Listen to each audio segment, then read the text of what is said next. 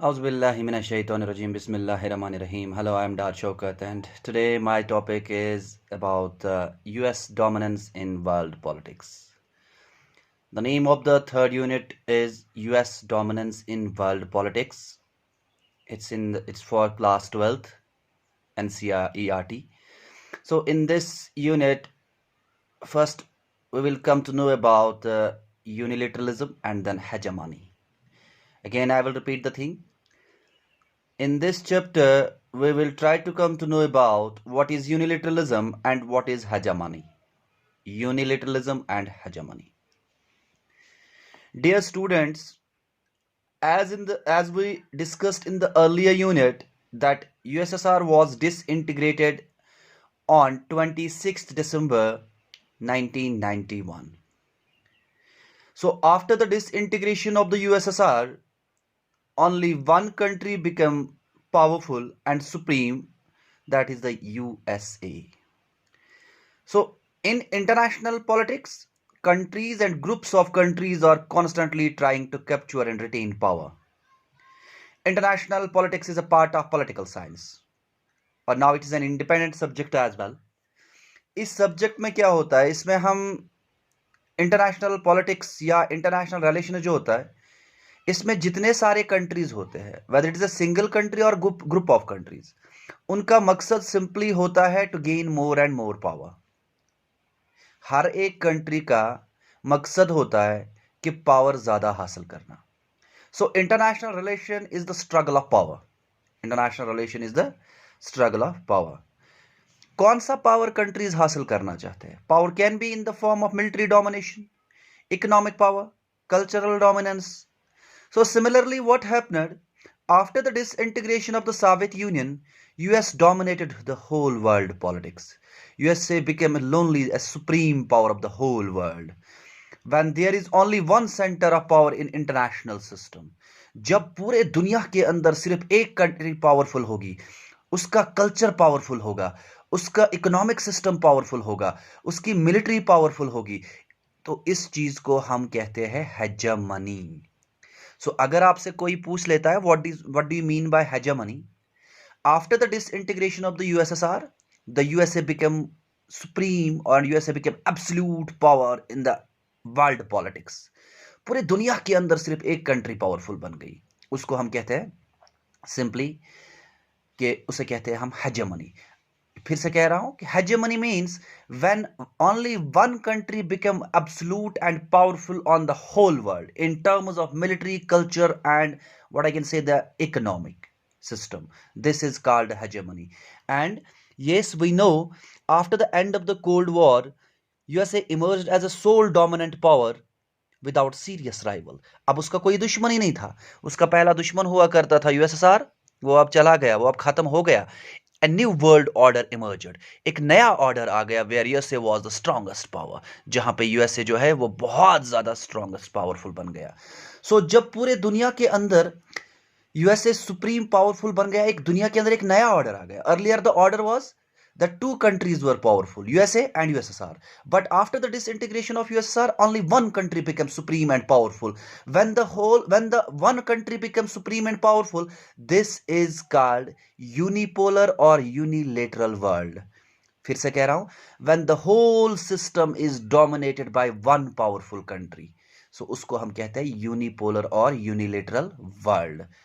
और याद रखिएगा फिर से, unipolar and unilateral world, and when there is only one center of power in the international system, we can say it's called the hegemony. Hegemony. So dear students, जो हमारा hegemony topic है या हमारा यूनिलिटरलिज्म टॉपिक है, one at the same, because unilateralism means जब पूरे दुनिया के अंदर एक ही कंट्री का राज छा जाएगा, सो वो था यूएसए. सिमिलरली हेजेमनी भी जब एक ही कंट्री का economic system, military system, political systems का डोमिनेंस छा जाएगा पूरे दुनिया के अंदर, this is called what I can say the hegemony और the unilateralism system. Now we will try to come to know about factors responsible for hegemony. What were those factors which are responsible for US hegemony in the world? और what were the causes of US dominance in the world politics? Dominance in simply मतलब कब्जा करना, यानी पूरे दुनिया के system पे अगर कोई चीज सुप्रीम बन गई, किसी ने कब्जा किया, that is the USA. So what were the factors? क्या responsible factors है? The most important thing, that is the end of Cold War. There was a Cold War between the USA and USSR, but after the end of the disintegration of USSR, the Cold War was ended between the USA and USSR. Now there was no serious rival to United States of the America. अब उनका कोई rival नहीं था, अब उनका कोई दुश्मन नहीं था, तो दुश्मन ना होने की वजह से the USA became supreme and powerful.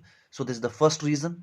Second reason, as I told you, the Mikhail Gorbachev, the General Secretary of the USSR Communist Party, Mikhail Gorbachev, he took some initiatives and introduced some economic reforms in the Soviet Union. यानी जब disintegrate USSR होने से पहले जो गॉर्बचो था, Mikhail गॉर्बचो, उसने USSR के अंदर कुछ रिफॉर्म्स किए, कुछ चेंजेस किए. उस चेंज में अगर आप देखोगे उसने क्या किया, उसने वह ग्लासनोस्ट की पॉलिसी लेके आए थे. ग्लासनोस्ट का मतलब होता है openness. It means that as per that policy, as per the policy of the glasnost, freedom of speech was given to the people. So earlier there was restrictions on the press and the media, but Mikhail Gorbachev removed that all restrictions. So he declassified all the old records. That gives benefit to the people, that gives benefit to the different organizations, to the USSR. So the initiatives taken by the Mikhail Gorbachev, जो initiatives उसने उठाए थे, are responsible for the US hegemony in the world politics. So उसने जो reform किए, उससे that reforms helps the people of Russia to raise their voice against the communist party, against that what I can say, the totalitarian or authoritarian system which was prevailed in the USSR. So they demanded the independence from the USSR because now there was power in their hands. Who gave them the power? Mikhail Gorbachev. Freedom of speech. Earlier, the people do not have the freedom of speech. The press do not exercise their powers. But after the introduction of the Mikhail Gorbachev's reforms, the people get power. The organization, the media got power. Then they try to criticize the Communist Party, and the states demand their independence. And Mikhail Gorbachev's policies held responsible for the disintegration of the USSR, and then became the US hegemony. Hegemony started by the US. Then USA became the supreme power without any rival because the USSR was disintegrated. So अगर Mikhail Gorbachev ने वो policies नहीं उठाए होते तो शायद अभी भी USSR होता. Thank you so much. Next point is that sudden collapse of Soviet Union is mainly responsible for the hegemony of USA. अगर यूएसएसआर टूटा ना होता तो कंटिन्यूअसली कोल्ड वॉर रहता यूएसए और यूएसएसआर के बीच में. बट दैट सडन, अचानक वो यूएसएसआर का टूटना जो कभी देशों ने सोचा ही नहीं था, जो कंट्रीज ने कभी सोचा ही नहीं था. So once the USSR disintegrated, one supreme power ceased to exist. On the other hand, the power of another supreme power, USA, enhanced.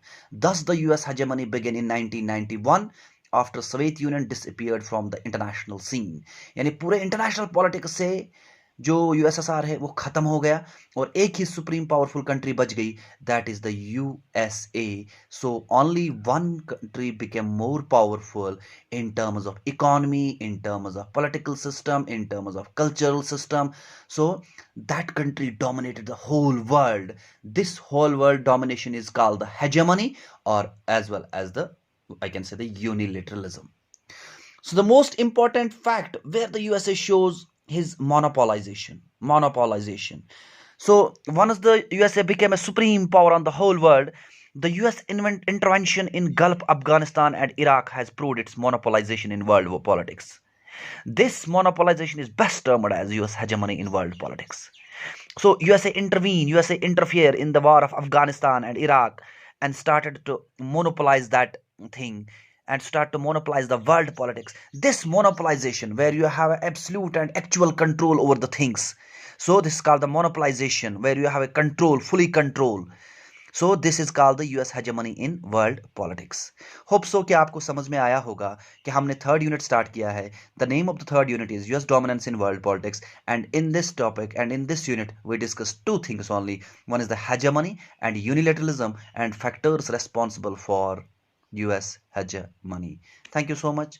Before concluding my topic, I am requesting all my well-wishers, do not forget to subscribe my channel. The name of my channel is Oshin's Origin of Creative Energies and Neoscience, started by Dar Shaukat. And do not forget to press on the bell icon. Thank you so much. If anybody has a question, he or she can directly contact me. My contact number is 9596307080. I will try my level best to answer you or to reply you. Moreover, you can also send me the mail. You can also send me the message on the YouTube channel. I will try to answer you. Thank you so much.